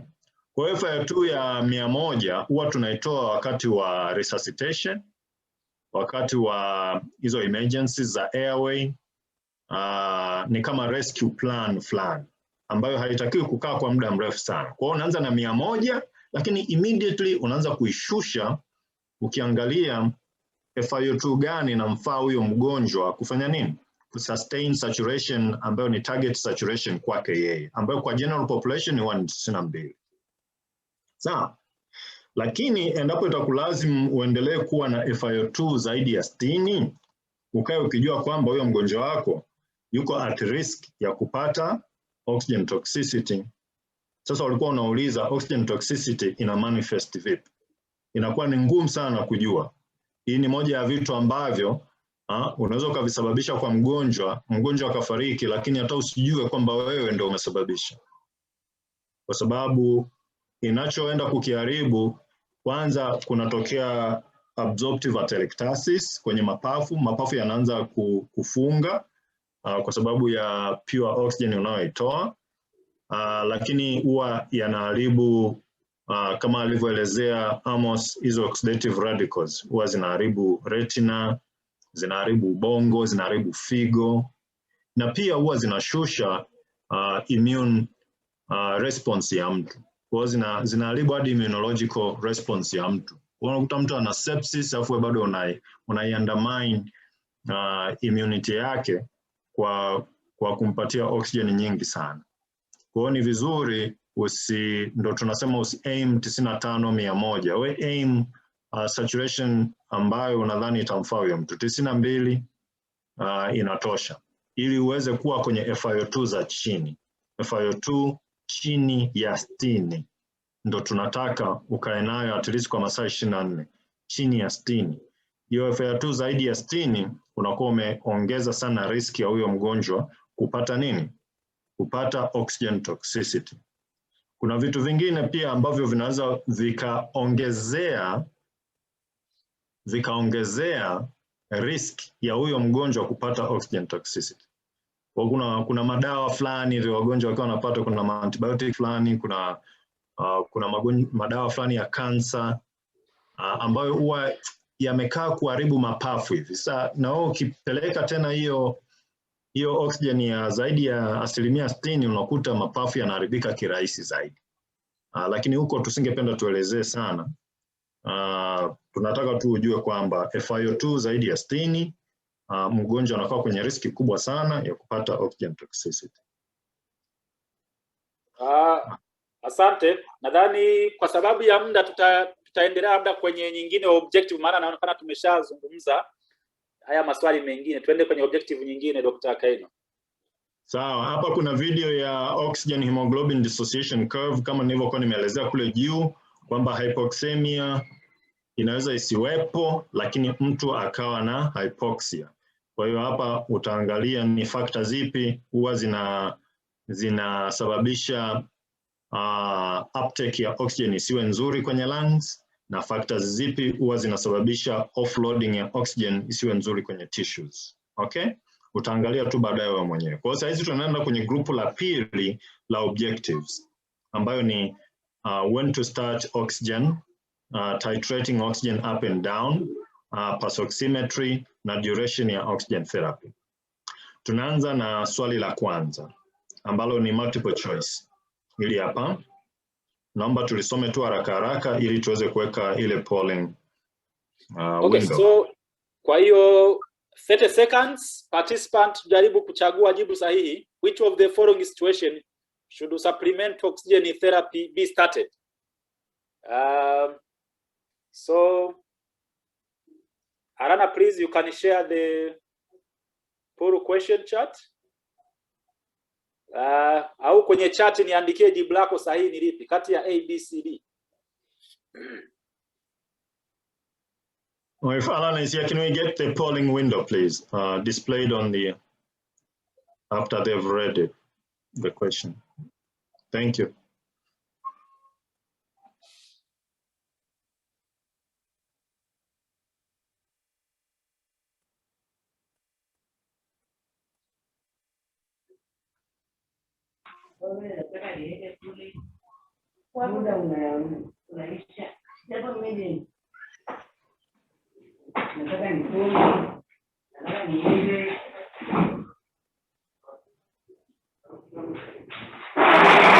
Asante sana. So results.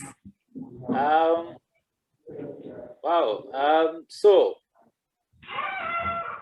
majority are saying all of the above. Okay, excellent. Kwa hiyo kwa ujumla tunaangalia indication ya mgonjwa kumwanzishia supplement oxygen, na wengi wanasema yote haya ni mambo ya ambayo tunaweza kufanya tukampa oxygen. Good. So 53%, but this is very interesting. So those, they might have good reasons. Kwa nini wanasema tumpe tu yule ambaye ni 92, wengine yule ambaye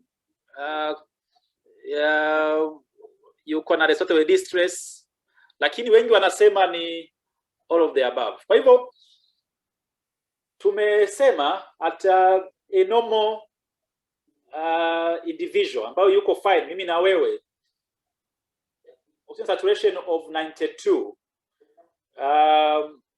somewhere below 92, huyo mgonjwa tunajua kwamba oxygen yake haitoshi. You would wish your oxygen saturation to be above 92.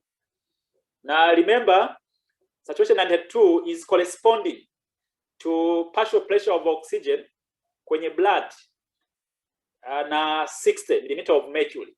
Kwa hivyo ukichukua arterial blood gas kwa mtu ambaye saturation yake kwenye partial oxygen ni 92, almost itakupatia 60 mm of mercury kama partial pressure ya oxygen kwenye blood. Kwa hiyo hii ya kwanza ni kwa pulse oximeter, hii B ni kwa arterial blood. ambao zote hizo zinatuonyesha kwamba huyu mgonjwa amepungukiwa na oxygen na we need to supplement of oxygen. Wakati huna pulse oximeter, is nice to rely also on clinical parameters. Kwa mfano mmoja ambaye yuko kwenye respiratory distress, ana struggle, unaona kwamba yuko tachypnic, it's nice to start giving oxygen before even hujamwekea probe ya oxygen, kwa sababu you never know what is happening. Ni moja wapo ya signs za hypoxia. When the patient is in shock, well, sasa ukiwa na damu ambayo saturating volume ni kidogo, tunataka ile volume iliyopo tuweze kuijaza oxygen, kwa sababu volume ikiwa kidogo lazima tuijaze oxygen. Hemoglobin ziwe ziko zimebeba oxygen ya kutosha. Ndio maana wagonjwa wote walio na shock tunataka damu yao yote ndogo inayozunguka ijazwe oxygen. Ndio maana ya indication ya when patients are in shock, it's a good practice always to supplement them with oxygen. Kwa hivyo yes, the answer I think mateto wamepata ni all of the above are indication to give supplement oxygen. Unless we have other additional comments, Kaino?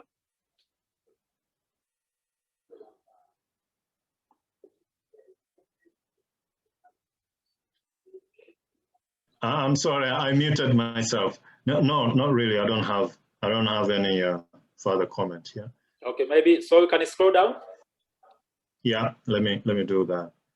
So we have the next question here. Solid and alpha. How often should oxygen saturation be monitored? And how do you titrate oxygen up? And how do you titrate oxygen down? Always remember, you can click on this box and get explanation about these questions later on, not now. So now we want you to put your answers in the chat box. You can put the answer for this question, comma, this question, comma, that question, or you can just put one answer and explain yourself, and then we'll revisit those answers. I think we have like 40 seconds to do that, Amos. Yes. Please. Naomba uandike, tuna monitor saturation mara how often, mara ngapi kwa wagonjwa, na ukitaka kuipandisha na kuishusha chini unafanyaje? Experience yetu, nadhani kwenye ile swali la mtu aliyeuliza kuhusiana na concentrators tutajibia hapa. All right.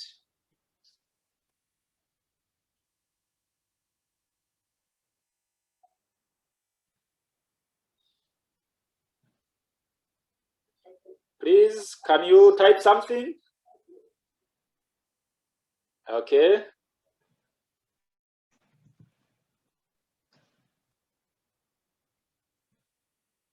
Sawa, kwa sababu ya muda, wacha tuseme kwamba it depends. Okay, amesema Sadiq, it depends on the condition. For us is 2 hourly.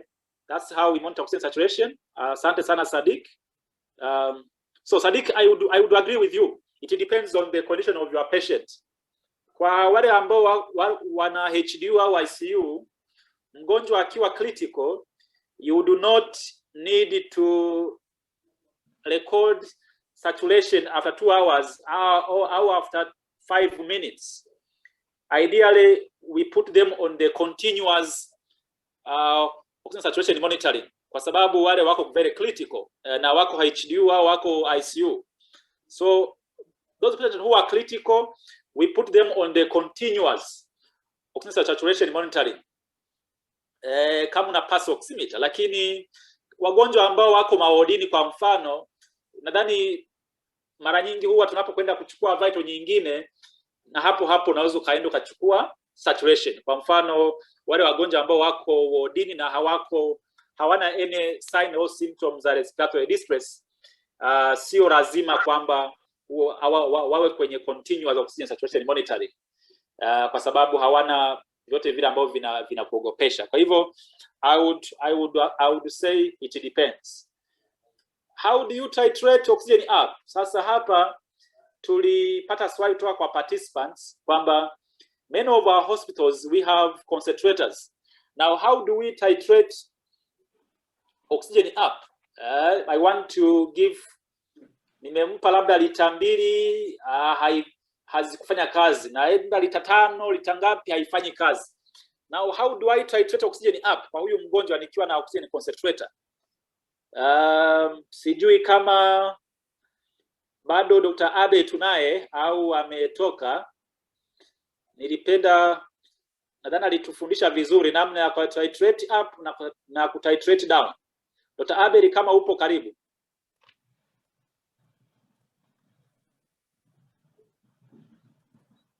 Yes, Nata, so you are fine. You have to titrate oxygen up if it's not responding. Ni sawa.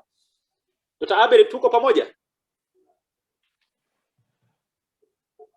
Okay, Saria karibu kwa niongeza kidogo dakika 2. Asante Dr. Amos. Swali lasema how do you titrate oxygen down? Lakini nataka to discuss how to titrate oxygen up. Yes. Kama tunakumbuka sessions zilizopita tuliona vifaa ambavyo vina uwezo wa kumpa mgonjwa oxygen.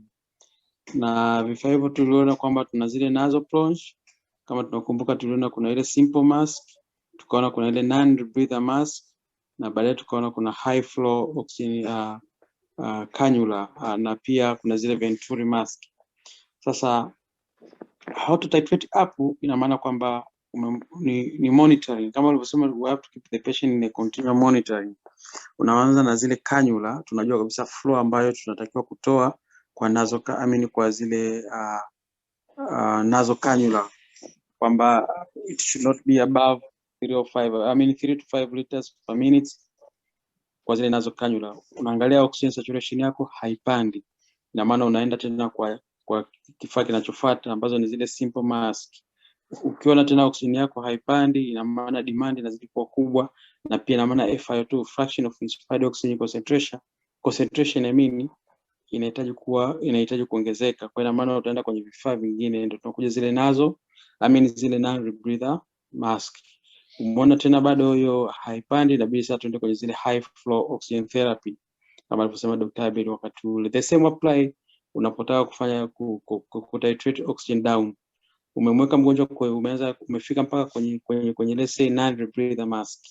Baada ya muda umemwassess mgonjwa wako clinically, ameimprove na objective umeona kabisa saturation sasa ana saturate 100, let's say 99. Sasa unahisi kuna haja kuendelea kumpa oksijeni nyingi. Ina maana sasa unaanza kutepa down.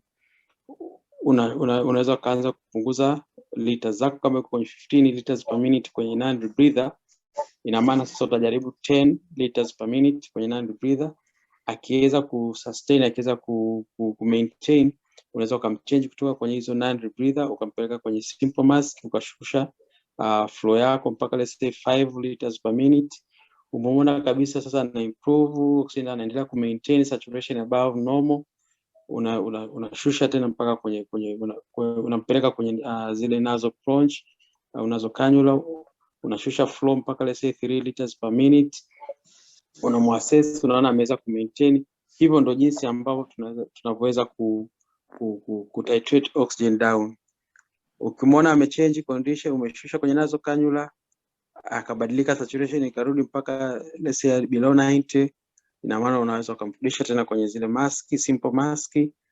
The same apply, unaenda tena kwenye non-rebreather na unaweza kwenda mpaka kwenye zile high flow oxygen therapy, high flow oxygen therapy ambayo inaenda mpaka even up to 60 liters per minute au 50 liters per minute. Thank you, Amos. Asante sana. Nadhani jamani, muda wetu umetuishia, lakini nimeambiwa tuna dakika 10 za kumalizia, na nadhani kwa sababu muda umetuishia, Dr. Kaino atajaribu kutupa summary kwa maswali haya mawili yaliyobaki. Dr. Kaino amekuwa ni mojawapo ya champion kwenye mambo ya pulse oximeter, kwa hivyo anaweza kaelezea vizuri vitu ambavyo vinasababisha pulse oximeter ukiwa unaitumia isisome vizuri. Lakini vile vile tamalizia na hili how long should should oxygen be provided to a patient that is hypoxemic?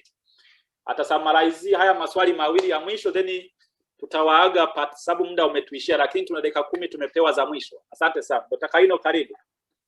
Sawa, nitafanya haraka sana. Samahani, labda hatukwenda vizuri sana, kwa hiyo muda umeishia kabla hatujamaliza vitu vyote, lakini kwa swali hili la kutitrate up and down ambalo Amos na Saria wamelijibu vizuri sana, na napenda pia kushindilia kidogo hapo kwamba vitu vitakavyokuongoza kutitrate up and down ni hivyo vitu viwili ambavyo madaktari wameviongelea. Moja ni vitu gani unavitumia kutoa hiyo oxygen, na pili saturation ya mgonjwa, na tatu, labda cha tatu ni clinical condition ya mgonjwa.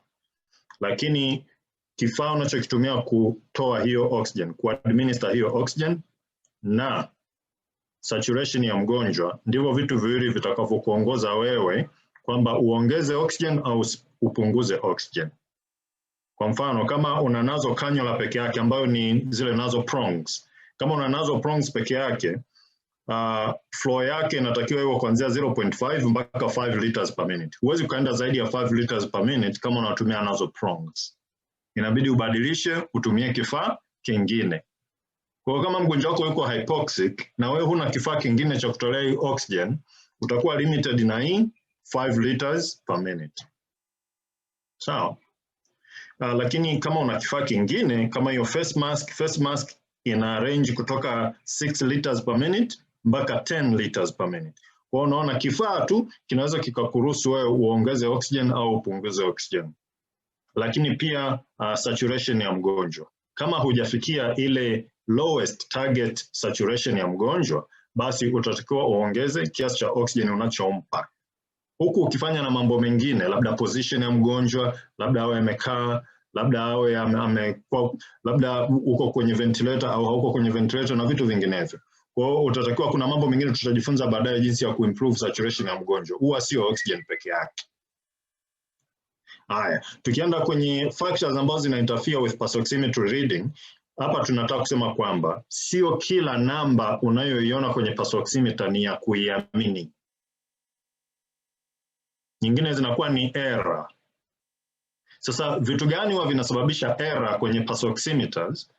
Ni pamoja na cold extremities ambazo zinakuwa ischemic. Kwa kama mgonjwa amepigwa baridi sana na kumetokea ischemia kwenye extremities, kwenye vidole, usitegemee kwamba utapata namba ambazo ni sahihi sana. Au kama unamresuscitate mgonjwa, umempiga adrenaline ambayo inasababisha peripheral vasoconstriction, usitegemee sana kwamba utapata namba ambayo ipo ni ya kuiamini sana. Sawa? Kwa ndio unatumia pulse oximeter kujua saturation, lakini pia lazima umonitor performance ya hiyo pulse oximeter ili sikuingize chaka, ili sikudanganye. Sawa? Kwa hiyo kuna vitu kama hivyo, cold extremities, vasoconstriction, kuna vitu kama hiyo dada wanapaka nail polish. Kuna nail polish zingine zina reflect red light, na pulse oximeter inatumia red light. Kwa hiyo unakuta inakuwa reflected, haipenetrate kwenda upande wa pili ambako ndo kuna sensor. Kwa hiyo unapata erroneous reading. Kuna vitu vingine, mgonjwa yuko kwenye shock, hakuna perfusion nzuri, utapata ambayo sio, au kuna mgonjwa anatingishika, anatetemeka, ana shake, au unamsukuma mgonjwa kwenye stretcher, kuna shaking, au yeye mwenyewe tu post operatively kuna ile shivering, huwezi ukapata a good reading pale. Ziko nyingi, kuna zingine bado zinakuwa researched saizi kwamba labda black pigmentation inazuia kwa kiasi fulani kupata correct readings kwenye pulse oximetry. Okay, kwa hiyo nayo inaangaliwa, lakini kuna nyingine pia ambazo wenzangu wanaweza kujazia kama muda utabakia, au tukaziangalia tu kwa kukliki hapa na zenyewe zitakuja, zipo nyingi. How long should oxygen be provided to a patient that is hypoxemic? Unatakiwa uendelee kumpatia mgonjwa oxygen as long as yeye yupo hypoxemic. Kwa hiyo as long as mgonjwa, kwa sababu lengo la kwanza kutoa hiyo oxygen lilikuwa ni nini? Ku correct hypoxemia. Sasa kama hypoxemia bado haijawa corrected, utaacheje kumpa oxygen? Inabidi uendelee kumpa oxygen. Lakini ujue kwamba oxygen sio dawa itakayotibu underlying condition. Ukae ukijua kwamba kuna kitu kingine kinachosababisha huyu mgonjwa awe hypoxemic. Kwa unatakiwa wakati unatoa hii oxygen uhangaike kwa nguvu zote ulizonazo na rasilimali zote ulizonazo kuitibu hiyo underlying condition. Kama ni pneumonia, umpe antibiotics apone, sawa. Kama ni trauma, labda amepata lung contusion, umfanyie surgery kutoa hiyo. Kama ana abscess, kama yuko septic, kama ana heart failure, basi unatakiwa utibu hivyo vitu vyote ili huyu mtu asikae kwa muda mrefu sana kwenye oxygen, na asikae kwa muda mrefu sana hapo unapomtibia, kama ni ICU, HDU au hospitalini, arudi nyumbani kuendelea na shughuli za kiuchumi. Sawa. Kwa hiyo mimi nitaendelea kumpatia mgonjwa oxygen as long as wanahitaji, na nitajitahidi kufanya mbinu zote ili mgonjwa nimpatie oxygen ya chini kabisa ambayo itampatia saturation ya juu kabisa. Kwa kuna tricks zingine ambazo tutaendelea kujifunza huko mbele, jinsi gani ya kuoptimize, ya kufanya saturation iwe nzuri kwa kutumia FiO2 ya chini ambayo sio ya juu sana. So kuna wagonjwa wengine wanahitaji oxygen therapy kwa muda mrefu na hauwezi ukaendelea kuwapatia oxygen ya labda FiO2 ya 40 au 50 au 60 kwa muda huo mrefu. Wataishia kuwa na matatizo kwa sababu ya toxicity. Sawa. Kwa hiyo tunatakiwa tujifunze mbinu zingine, tutajifunza huko mbele. Huko mbele ni kutamu zaidi jinsi tunavyoendelea za kumtibu mgonjwa ili aweze kupata FiO2 ya chini kabisa ambayo ina yield the highest saturation. Sawa, nadhani hapo nimeajibu mawili hayo, naomba. Kwa hiyo kuna labda swali lingine hapa ni how can the pulse oximeter be adjusted to ensure accuracy? Kwa kama pulse oximeter haijakaa vizuri kwenye kidole itasababisha wrong readings. Kama mkono ni wa baridi sana, unaweza ukachukua glove. Hiyo glove ambayo unaivaa wewe, unaijaza maji ya moto au ya uvuguvugu, alafu unamwekea mgonjwa kwenye mkono wake wote mpaka kwenye kiganja hapo. Unaiweka ile glove angalau mkono uweze kupata joto kidogo. Kama ni baridi inasababisha hiyo na vasoconstriction. Kwa hiyo ukiweka ile joto likitokea, basi inatokea some vasodilatation pale na pulse oximeter inaanza kusoma vizuri. Mara nyingi pulse oximeter kama ile trace, kile kigraph kinatokea, kile kinaitwa plethysmography. Kama pleth haiko regular na haina amplitude nzuri, basi hizo namba usiziamini. Kama plethysmography imeenda tu ovyo ovyo, mara inaenda vizuri, mara inaenda ovyo ovyo, mara inaenda vizuri, kile kimchoro kinaenda ovyo ovyo, hizo namba achana nazo, sio za ukweli. Na mara nyingine kama una ECG unaweza ukacompare ile pulse rate ambayo inatoka kwenye pulse oximeter na heart rate ya mgonjwa ambayo inatoka kwenye ECG. Kama unaona haziendani, ujue kimoja hapo kinadanganya, na mara nyingi itakuwa ni pulse oximeter. Kwa hiyo unaanza kuhangaika, unaangalia kama imekaa vizuri kwenye kidole, unaangalia kama haiko too tight kwenye kidole au haiko too loose kwenye kidole, au hakuna mwanga mkali sana ambao unagonga kwenye pulse oximeter pale, huwa zinababaika, zinachanganyikiwa kidogo hivi. Mwanga mkali sana ukigonga pale zinachanganyikiwa. Au electromagnetic waves, kuna matheater mengine wanatumia kuna MRI huko, kuna ni mashine inatumia radio waves, inatumia electromagnetic waves, huwa zinaichanganya pulse oximeter, inashindwa kusoma vizuri. Amos?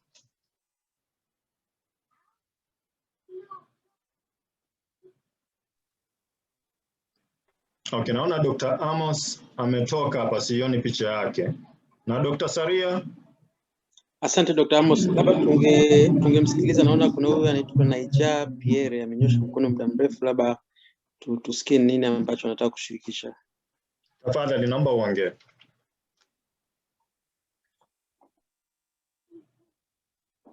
Naija Pierre, kama upo naomba uongee. naweza nikaku-unmute hapa. Number, can you unmute Niger Pierre? He has a question, he needs to ask a question quickly. Niger Pierre, uko unmute, naomba uulize swali. Yeah, was the concern that you raised. From oxygen inaweza kutoka kwenye damu na hemoglobin ikawa inapeleka oxygen kwenda kwenye tissue, lakini kukawa na unsuspected of lodging of the oxygen. So I would like to know what is the unsuspected of lodging of oxygen to the tissue as you said before.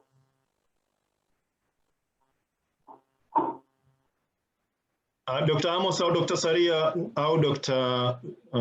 Kuna mtu ameelewa? Abo. Dr. Abo. Kuna mtu ameelewa? Nimepata shida kidogo ya kusikia, labda kama anaweza akaandika haraka kwenye chat, maana naona network kidogo ilisumbua. Hata mimi sijamsikia.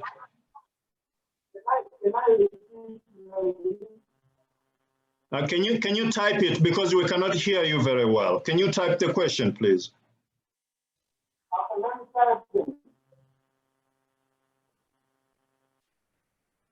Yeah, naomba utype swali lako kwa sababu hatukusikii vizuri sana kwenye speaker zetu. Okay, fine.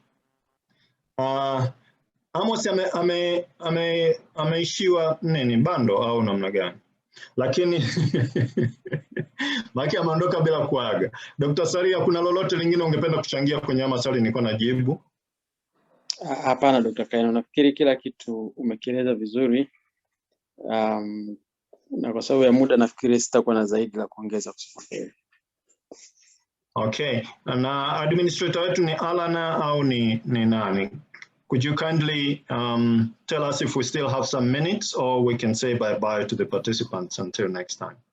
Dr. Kaino, we were supposed to finish at 4:30 p.m. So we are we are a few minutes beyond time. So I think we can close the session if you are done. Okay, yes, I'm done for now. Let me just check if we have anything on the chat here. Where's my chat box?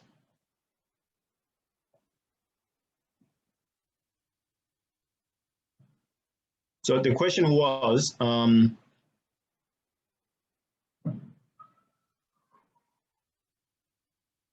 yeah, everybody said we cannot hear him. And I cannot see his question here. Can anybody see his question? No, I can't see his question. So I think we can close here. He can still send the question and we'll try to answer that. If he has my number or Amos or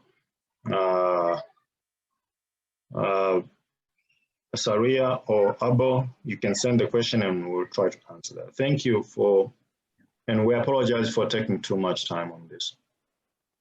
Yeah. I think we are ready to close the session. Asante sana Dr. Kaino, na pia kwa ambaye alikuwa na swali unaweza ukashare na sisi kwenye WhatsApp group au kwa email, alafu pia tunaweza tukali address kwenye kipindi kinachokuja. Kwa hiyo kwa kufunga kipindi, ningependa sana nimshukuru Dr. Kaino, Dr. Amos, Dr. Saria na Dr. Abel kwa kutupeleka kwenye session nzuri. I'm sure tumeweza kujifunza vitu vingi na tumegain. Kwa hiyo nawashukuru. Kwa page iliyopita mnaweza mkascan ile code iliyopita kuweza kujoin WhatsApp group kwa ambao hawajajoin. Kipindi kinachokuja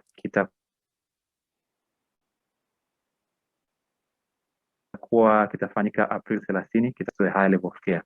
Kwa tunawakaribisha kwenye session na ukuja. Tunawashukuru wote ambao wameweza kutoa time yenu kujoin, na pia tunaomba samahani kwa kuvuka kidogo nje ya muda. Asanteni na tutaonana kwenye kipindi kijacho.